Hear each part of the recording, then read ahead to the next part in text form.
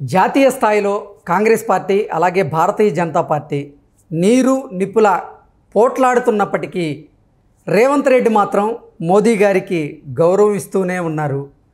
ఈ నేపథ్యంలో దీని వెనుక ఏదైనా వ్యూహం ఉందా, లేదంటే కేవలం రాష్ట్ర ప్రయోజనాలను దృష్టిలో పెట్టుకొని రేవంత్ రెడ్డి మోదీ గారికి గౌరవం ఇస్తున్నారా అనే అంశానికి సంబంధించి మనతో మాట్లాడేందుకు టీడీపీ అధికార ప్రతినిధి సూర్యదేవర లత గారు మనతో ఉన్నారు. లత గారితో మాట్లాడదాం. లత గారు నమస్తే అండి. నమస్తే. లత గారు, గతంలో తెలంగాణ మాజీ ముఖ్యమంత్రిగా ఉన్నటువంటి కేసీఆర్ గారు మోదీ ఎక్కడ సభ పెట్టినా ఆయన పాలు పంచుకోలేదు. కానీ జాతీయ స్థాయిలో నీరు నిప్పుల పోట్లాడుతున్నటువంటి కాంగ్రెస్ పార్టీ అలాగే భారతీయ జనతా పార్టీ నీరు నిప్పుల పోట్లాడుతున్నప్పటికీ కూడా రేవంత్ రెడ్డి గారు మోదీ గారికి గౌరవం ఇస్తూనే ఉన్నారు. ఏంటి దానికి కారణం ఏంటి? దాని వెనక ఏదైనా వ్యూహం ఉందా, లేదంటే రాష్ట్ర ప్రయోజనాల కోసమే ఆయన మోదీ గారికి గౌరవం ఇస్తున్నారా అంటే ఏం చెప్తారు? ఒక రాష్ట్రాన్ని, ఒక ఇండియాకి, మన భారతదేశానికి ఒక ప్రధానిగా ఉన్న వ్యక్తిని గౌరవించుకోవాలి. ఏ పార్టీ అనేది నెక్స్ట్ వేరే విషయం, అది వదిలేద్దాం, పార్టీలకి సంబంధం లేదు. సో ఎప్పుడైనా కానీ ఎవరు రాష్ట్రానికైనా వస్తే, ఇప్పుడు తెలంగాణ స్టేట్కి వస్తే ఇక్కడ సీఎం ప్రోటోకాల్ ప్రకారం ఆయన రిసీవ్ చేసుకోవాలి. ఆయన ఉన్న ఫంక్షన్లో, ఆయన ప్రోగ్రామ్స్లో ఈయన అటెండ్ అవ్వాల్సిన అవసరం ఉంటుంది. అది కేసీఆర్ గారు గతంలో ఏ రోజు పాటించలేదు. అది ఆయన ఎంతసేపు నేనే మోనార్కు, నేను తెలంగాణ ఉద్యమం చేశాను, నేను తెలంగాణ ప్రజలంతా ఆయన ఆస్తి, ఆయన సొత్తు, నువ్వే నా బోర్డర్లోకి వచ్చావు అన్నట్టు ఉండేది. ఎవరినైనా అలాగే చూశాడు. వేరే పార్టీ వాళ్ళని కూడా, కాంగ్రెస్ పార్టీనే కావచ్చు, బీజేపీనే కావచ్చు, మా తెలుగుదేశంనైనా కావచ్చు, ఏ పార్టీనైనా సరే, ఒక బీఆర్ఎస్ ఒక్కటే తెలంగాణ రాష్ట్రానికి ఇలా పార్టీ మాదే, తెలంగాణ అనేది మా సొత్తు అన్నట్టు బిహేవ్ చేశాడు. ఇక్కడ ఎవరైనా వచ్చిపోయినా నాకు లెక్కలేదు, నేను ఇవ్వాల్సిన మర్యాద ఇవ్వను, వాళ్ళకి నేను ఇవ్వాల్సిన ప్రోటోకాల్ ప్రకారం నేను పాటించాల్సింది పాటించిన, ఏదో మినిస్టర్ని పంపించేస్తాం అయిపోద్ది అన్న చందాన బిహేవ్ చేశాడు. ఆయన ఇష్టం వచ్చినట్టు బిహేవ్ చేశాడు. కానీ ఈరోజు రేవంత్ రెడ్డి గారిని మెచ్చుకోవాలి.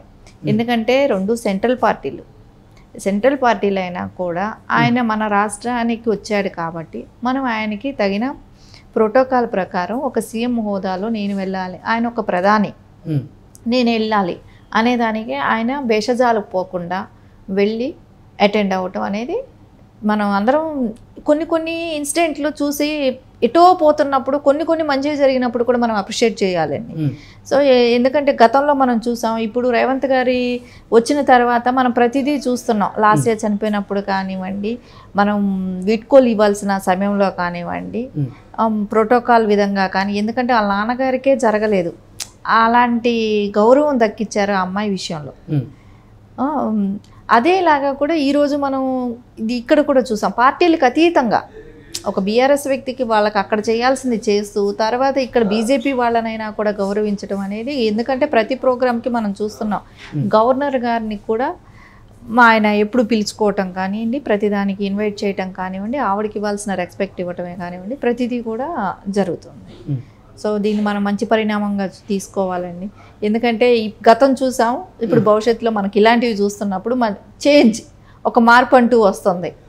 సో ఇది మంచి పరిణామం. అంటే రేవంత్ రెడ్డి గారు మోదీ గారికి గౌరవం ఇవ్వడం వెనక అంటే ఆయన స్వప్రయోజనాలు ఏదైనా ఉన్నాయా, లేదంటే రాష్ట్ర ప్రయోజనాల కోసం, రాష్ట్రానికి రావాల్సినటువంటి పథకాల కోసం, రాష్ట్రానికి రావాల్సినటువంటి బడ్జెట్ కోసమే ఆయన మోదీ గారితో అలా అంటే మోదీ గారి పట్ల ఆయన ప్రేమని లేకపోతే గౌరవాన్ని అలా వ్యక్తపరుస్తున్నారా అంటే ఏం చెప్తారు? ఖచ్చితంగా.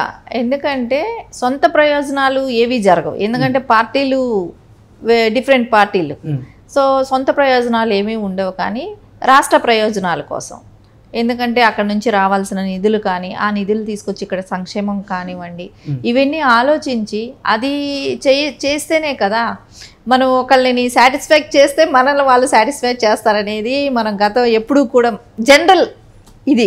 వాళ్ళతో విరోధంగా వెళితే ఏది సాధించుకోలేవు.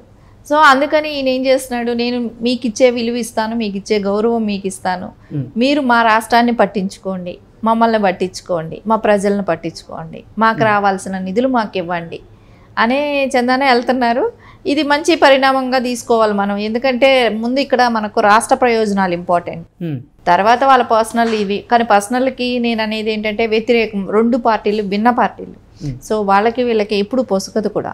సో అది కాదు, ముందు రాష్ట్ర ప్రయోజనాల కోసమే రేవంత్ గారు మోడీ గారితో కానివ్వండి వెళ్ళటం కానివ్వండి, ఈరోజు ఈ ప్రోగ్రాంలో అటెండ్ అవ్వటం కానీ అన్ని రాష్ట్ర ప్రయోజనాల కోసమే చేస్తున్న పని అండి. అంటే రేవంత్ రెడ్డి గారితో పాటుగా సీతక్క గారు కూడా మేము రాష్ట్ర ప్రయోజనాలకు అన్ని దృష్టిలో పెట్టుకొని కేంద్రంతో సఖ్యతగా మెలిగేందుకు ప్రయత్నాలు చేస్తున్నాం అంటూ కూడా చెప్పడం జరిగింది.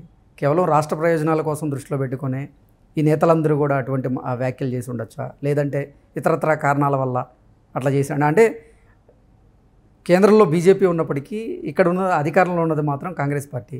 2 కూడా ఇందాక మనం చెప్పినట్లుగా జాతీయ స్థాయిలో నీరు నిప్పులాగా అంటే కొట్లాడుతూ ఉండేవి.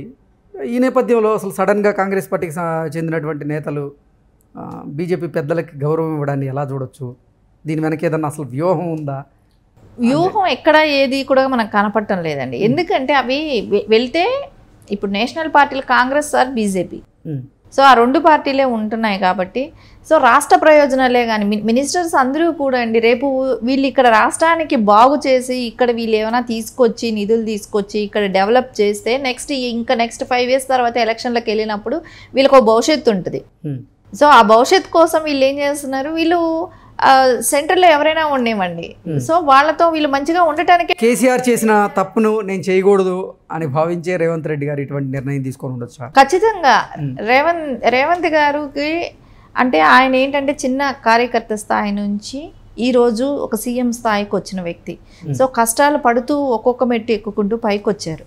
సో ఆయనకి తెలుసు ఎంత కష్టము ఈరోజు ఈ పొజిషన్లో ఉన్నామంటే, ఈ పొజిషన్ నేను కాపాడుకోవాలంటే నేను ఏం చేయాలి, ప్రజలకి నేను ఎలా ఏ సర్వీస్ చేసి నేను మెప్పించి నేను నెక్స్ట్ 5 yearsకి నేను ఎలక్షన్కి వెళ్ళినా నేను ఇదే స్థాయిలో కూర్చోగలుగుతాను అనే ఆలోచన ఈరోజు మినిస్టర్స్కే కానివ్వండి, వాళ్ళ నాయకులకి వాళ్ళకి గెలిచిన ప్రతి ఎమ్మెల్యేకి కూడా అదే ఉంటుందండి. ఎందుకంటే ఇప్పుడు రేపు నిధులు రాకపోయింది అనుకోండి, వాళ్ళు ఎలక్షన్ ఇప్పుడు గెలిచి కూడా ఏం చేయలేకపోతే ప్రజల్లో ఖచ్చితంగా వ్యతిరేకత వస్తుంది. అందుకని వాళ్ళు కంపల్సరీ ప్రజలకి సాటిస్ఫాక్షన్గా ఉండేటట్టు చూడాలంటే కంపల్సరీ వాళ్ళు మోదీ గారితో సఖ్యత పెంచుకోవటమే అవసరం. ఓకే, ఒకవేళ ప్యాకేజీల విషయంలో కానీ లేకపోతే ఏదన్నా పథకాల విషయంలో కానీ రేవంత్ రెడ్డి కోరిని అన్నీ కూడా మోదీ నెరవేర్చే అవకాశం ఉందా రానున్న రోజుల్లో అంటే ఏం చెప్తారు? ఎందుకంటే అది మోడీ గారి మీద డిపెండ్ అయి ఉంటుంది. ఎందుకంటే ఒకటి వాళ్ళకిద్దరికీ కూడా బీఆర్ఎస్ అనే దాన్ని, ఎందుకంటే నేషనల్ పార్టీస్కి ఎప్పుడు ప్రాంతీయ పార్టీల మీద ఇష్టం ఉండదు. సో ఆ ప్లేస్లో ఇద్దరు ఒకటైనా ఆశ్చర్యపోవాల్సిన అవసరం లేదు. ఎందుకంటే బీఆర్ఎస్ అనేది బీజేపీకి తగిన స్థానం ఇవ్వలేదు, ఎప్పుడూ ఇవ్వాలి. ఆయన సీఎంగా ఉన్నంత వరకు ఏ రోజు పట్టించుకున్నది లేదు. వాళ్ళు వచ్చినా ఎవరో వచ్చారు ఎవరో పోయారు అన్నట్టే ఉన్నాడు. ఒక ప్రధాని వస్తే కూడా అంత నెగ్లిజెన్సీ ఉన్నింది.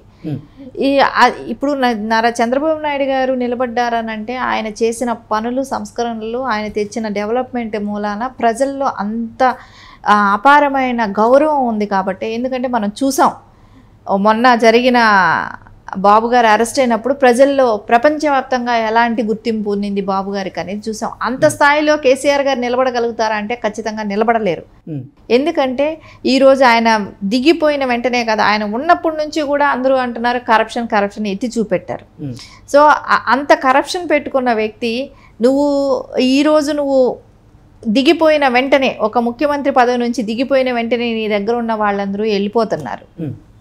ప్రతి ఎంపీ కూడా మనం చూస్తున్నాం, అందరూ వెళ్ళిపోవటానికి తయారైపోయారు కదండి. ఈరోజే 3 చేరారు బీజేపీలో. సో ఇంకా ఎవరు కూడా ఉండరు. ఎందుకంటే స్థిరంగా ఆయన రేపు కాళేశ్వరంది చూస్తున్నాం, దానిలో చాలా లొసుగులు ఉన్నాయి. రేపు కమిషనర్ వేస్తున్నారు దాని మీద. సో దాని మీద ఉన్న ఇవి లాగుతారు, బయట ఏం జరిగింది ఏంటి, ఎంత పోయింది ఏంటి, ఇవన్నీ లెక్కలన్నీ బయట వస్తాయి. ఇప్పుడు 4 నెలలు దాన్ని క్లోజ్ చేస్తామంటున్నారు. 4 నెలల తర్వాత రెస్ట్ ఇచ్చిన తర్వాత దాని తర్వాత వర్క్ స్టార్ట్ అయితే అది ఎప్పటికి కంప్లీట్ అవుతుంది? ఇప్పుడు ఎవరైతే ఆ చుట్టుపక్కల ఆ రైతులకు కూడా అనిపిస్తుంది కదండి, ఇట్లాంటి ప్రాజెక్ట్ కట్టి కొద్ది రోజులు ఆశ పెట్టి దీనిలో డబ్బులు నొక్కి ఈరోజు మళ్ళా మా అడియాస్ చేశారు నెట్టే కదా. నువ్వు అదే ప్రాజెక్టు మంచి ప్రాజెక్ట్ నువ్వు ఫస్టే కట్టుంటే ఈరోజు ఒకవేళ నష్టమైనా గవర్నమెంట్ భరించేదేమో, ఎందుకంటే ఇంతమంది ప్రజలకి ఉపయోగపడుతుంది, సరే వన్స్ కంప్లీట్ అయిపోయింది మనం ఏమీ చేయలేము, నష్టమైనా భరిద్దామనైనా అనుకుంటారేమో. సో ఆ ఆస్కారం కూడా లేకుండా చేశాడు. కానీ కేసీఆర్ గారు మాట్లాడుతూ అంటే ప్రాజెక్టులు అన్నాక కొద్ది గొప్ప అంటే ఇటువంటి డ్యామేజ్లు జరగడం మామూలే. వెళ్ళొచ్చినాక పెట్టలేదుగా ప్రెస్ మీట్.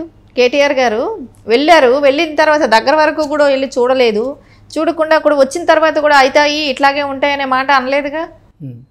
దాన్ని సరే ఏ రకంగా ఏం చేశాము ఏం జరిగిందనే దానికి కూడా ఇప్పటి వరకు కూడా వాళ్ళ నోట్లో నుంచి ఒక్క మాట రాలేదు.